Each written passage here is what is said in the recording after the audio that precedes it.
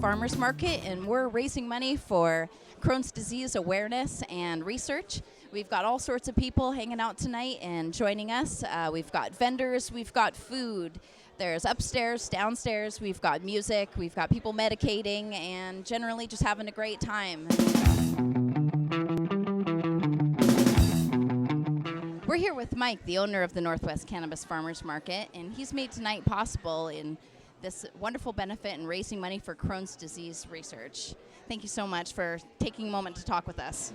Oh, my pleasure. Nice to have you guys. So tell us a little bit about what got you started and what motivated you to start the Northwest Cannabis Farmers Market. Well, the story of the market is started in 2011, and after a lifetime of making money and doing lots of things, I thought it might be time to offer a bit of redemption in my particular life, and maybe I could bring some of my skills and talents to help some of the patients. I have a double hip replacement, and I've been a lifelong sufferer of arthritis and some other inflammation, so I understand the patient's need. The market also has been an instrument for me to get a message to the public that patients are more important than the profits of this industry. And in the light of what's happening at 502, I can look back at my time and know that I was founded in solid logic and reason, and now we're facing those crises these days in the struggle between recreational marijuana and the medical community. The medical community has suffered tremendously in this battle. Our market stands tribute to them and what they go through each day. We're here 7 days a week. We started with a single market. We're soon to approach our 1,000 market day. Our numbers now tally over 25,000 a month and growing. And with little luck and planning, we'll have our third location open real soon. So onward we must go to help the patients that are part of this marijuana community. And I think we've forgotten that a bit in light of 502. And that's what this charity ball is about and what this event is about.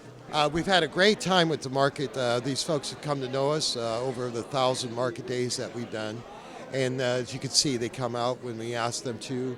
They help us to raise money. They help us to do the things that we need to do. We also employ lots of folks, and we're on a mission to continue to normalize the way cannabis is brought into the market. So we hope that this will be a help in that aspect, and a lot of folks will understand that this is our small part of the contribution, but that it takes all of us pushing forward to make this all fit together. So. Every little bit you can do, we all have to do our part to keep medical alive, and right now it's a very important time in Washington. So thank you so much for doing your part and so much more by providing this to our community.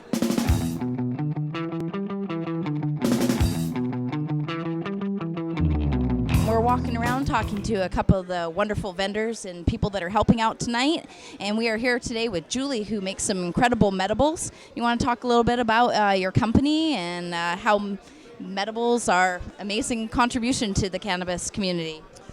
Well, thank you. I'm mostly focused on medical marijuana and helping patients that have problems consuming food, have stomach issues. They need to get their body in alignment, and I think these medibles can do that trick for you.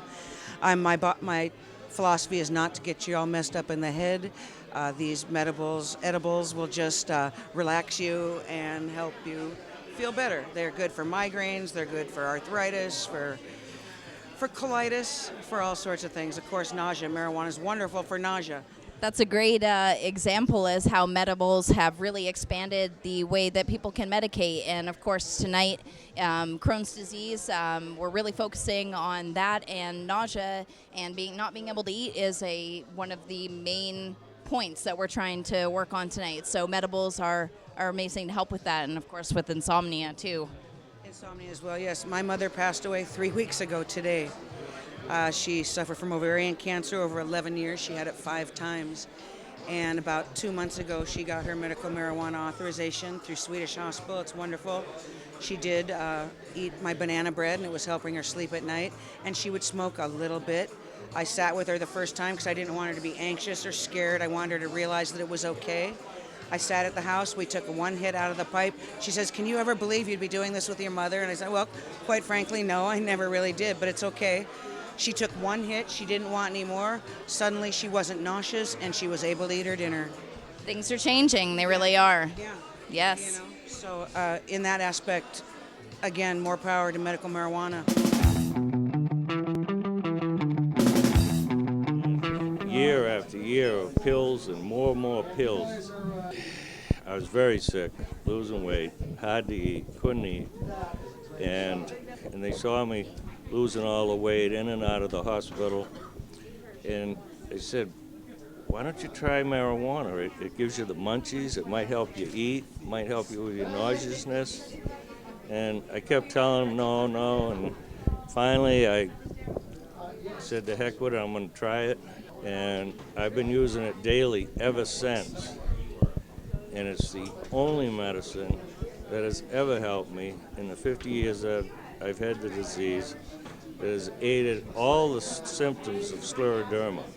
And it's just, I thank God every day that by accident I started using marijuana.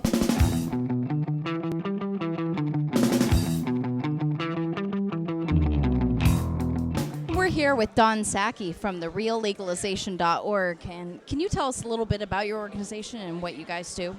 Sure. Well, we've been working for the past 4 years to bring real reform to cannabis in Washington State. We've always felt that home growing by the general public as well as for patients should be a big part of that, because when patients are able to get their medicine from anyone that they choose, it makes their access much safer and more reliable for them. So our initiative this year, 584 in Washington, proposes that the general public should be able to grow at the medical limits, 15 plants, and possess up to 24 ounces. And in a nod to 502, gift not-for-profit up to 1 ounce to any other adult over 21. So we feel that cannabis is a natural plant, should be like any other plant in your garden at home. If you make too many zucchini and want to give one to your neighbor, you should be able to give them a bud as well. So this is the real normalization of cannabis. If we're going to legalize it, well, I guess 502 is a step in that way, but that's honestly why we named our organization Real Legalization. When one thinks of real legalization as a member of the general public, it should mean that nobody's going to come breaking down my door because I'm growing tomatoes and you can buy tomatoes at Safeway. Well, the way 502 is set up, you'll be able to go buy them at 502 stores, but you can't grow it. The new rules are really just stripping us of our rights and putting us back to where we were in the beginning. I mean, we really would know better off than we were as if we stayed in the black market as far as access to our medication. They're making it impossible for people to get what they need. So. Well, I was down at the Liquor Control Board meeting in Lacey, and my understanding is that 700 people came to that meeting. 150 people signed up, and they weren't going to hear everybody. They had told us that they were going to take away our right to grow individually and collectively, and that really lit a fire. What they've done recently is said we can have now 6 plants, which is what a recreational user in Colorado can have. So I don't understand how they're playing with us. I mean, this was the plan all along. They've scared the hell out of us and said you can't grow it all. Okay, now we'll let you have 6 plants. We need to keep fighting. It's time to bring our political might as patients together and protect our rights as patients, and then move past this power and money grab by the state against the patients and the public and bring us real legalization. Well said. Thank you. I am here today with Steve. He is a local patient from Washington. Thank you for speaking with us tonight. Good evening. Thank you for inviting me. Very well. Thank you. Okay, so you have been a patient for a long time. Steve is someone who suffers from MS. Go ahead and tell people a little bit about how cannabis helps your condition and how it's changed your life. Well, I was diagnosed with relapsing remitting MS in 1991, and I quickly went from being normally ambulatory to using a cane and then later onto a power wheelchair. I went in, started taking the available drugs that they had about 20 years ago when they first started having disease modifying drugs for the MS, and none of them helped. But then I continued on various drugs, but I discovered cannabis actually, and I found that with all the drugs that I took, that it's the cannabis that So really that's helps wonderful. me Thank to you for have being some here quality and of life, helping and raise money that's for this kind of great what I'm cause. Thank you for Here for. having me help support cannabis Thank you. and use throughout the medical field. That's wonderful. We hear that a lot more and more nowadays, people that are suffering from all kinds of illnesses that are put on different kinds of prescription medications with these debilitating side effects. I myself am a patient who is also on all kinds of medications, everything from the pain medications to steroids with a heart condition.